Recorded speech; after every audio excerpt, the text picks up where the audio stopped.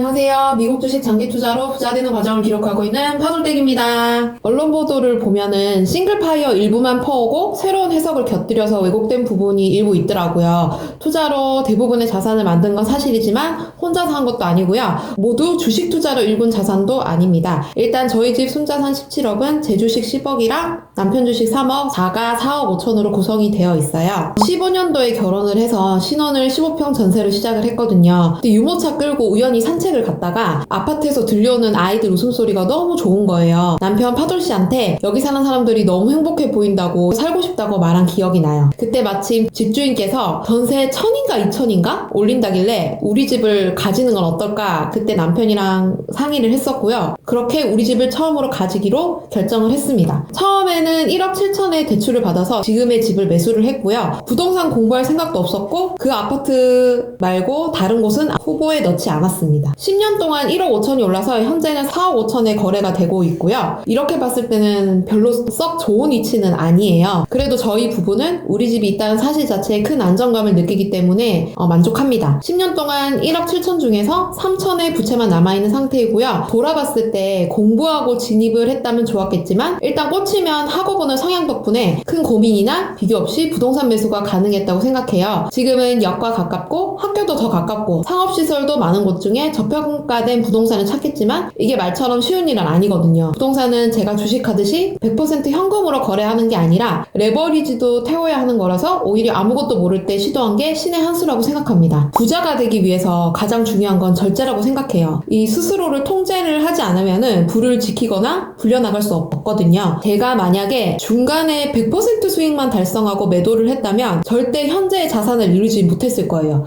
그리고 저희가 차 없이 살다 보니까 어떻게 차 없이 살 수 있냐 이렇게 물어보시는 분들이 가끔 계세요. 그런데 저희는 이 삶에 익숙해졌거든요. 장점은 다들 알고 계시겠지만 돈을 많이 모을 수 있다는 거, 불편한 게 있다면 여행 갈 때 차로 이동할 수 있는 깊숙한 맛집까지 가지 못하는 정도? 그런데 요즘엔 여행지를 가도 택시가 잘 되어 있잖아요. 그래서 큰 불편함은 없습니다. 저희도 여행 가서 택시 타요.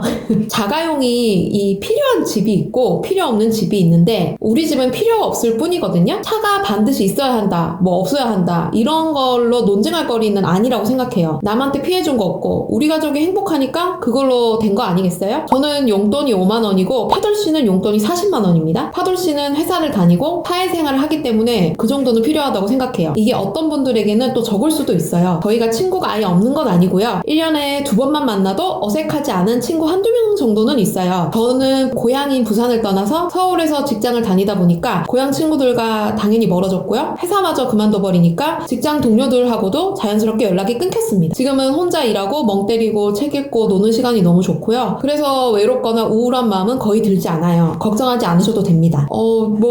용돈 5만원 어디 쓰냐 궁금해 하시는데 한동안 로맨스 소설에 꽂혀서 읽다가 요즘은 좀 지겨워서 그동안 쌓인 용돈으로 옷이나 좀 사려고 합니다. 제가 도시락 지겹지 않냐고 파돌씨한테 물어본 적이 있어요. 근데 일단 지겨워도 무조건 아니라고 할 사람이긴 해요. 파돌씨 도시락은 전날 저녁에 미리 싸두고 출근할 때 가져가거든요. 반찬을 제가 일부러 힘들게 만들진 않고요. 미리 저녁에 좀 해두는 편이에요. 귀찮고 힘든 건 없고 당연히 제가 해야 될 일이라고 생각하고 합니다. 파돌씨에게 고마운 거는요. 저 또한 회사 생활을 해봤기 때문에 그 분위기를 알거든요. 회사를 다니다 보면은 직원들끼리 밥도 먹고 커피도 사 먹고 이렇게 마시면서 어울리고 사회생활을 하는 건데 남편은 그거를 아예 안 하고 혼자서 밥 먹고 일만 하는 거예요. 이게 사회생활을 하면서 의도적으로 자신을 외롭게 하는 거는 쉽지 않은 선택이거든요. 파돌씨도 일 얘기 말고는 사람들과 대화가 없으니까 가끔씩은 공허함을 느낄 때가 있다고 해요. 나는 이렇게 일만 하고 조용하고 말도 안 하는데 주변에서는 막 하하하고 떠들고 신나거든요. 하지만 인간관계에서 오는 필요함을 일단 멀리 하려는 것도 있고 목표 지향적인 절제를 위해서 자발적 고립을 선택했다는 걸 저도 그렇고 남편도 인지를 하고 있어요. 아마 사회생활을 하는 파돌씨가 저보다는 훨씬 힘들 거예요. 그래서 늘 고맙게 생각하고 있습니다. 저의 행복은 일주일에 한두 번 가족들과 카페 가서 멍 때리거나